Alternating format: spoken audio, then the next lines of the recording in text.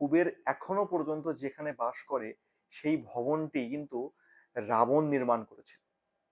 অর্থাৎ রাবণের দান করা, রাবণের প্ল্যানে তৈরি হয়েছে। যেমন আজকে এক একটা বাস্তুবিদ বিভিন্ন ফ্ল্যাটের ডিজাইন বানাচ্ছে, বিভিন্ন বাড়ির ডিজাইন বানাচ্ছে, ড্রয়িং বানাচ্ছে।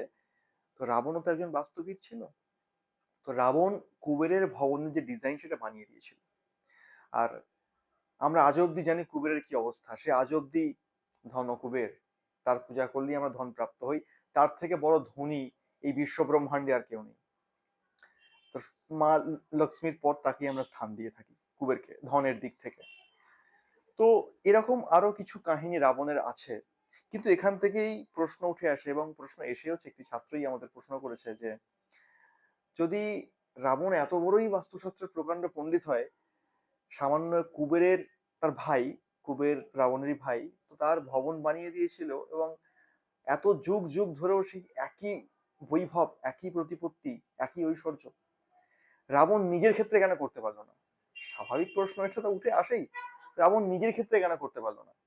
রাবণ কি করে ধ্বংস হয়ে গেল? তার সোনার লঙ্কা, সোনার লঙ্কা নগরী কি করে ধ্বংস হয়ে গেল? কি করে পুড়ে ছাই হয়ে গেল?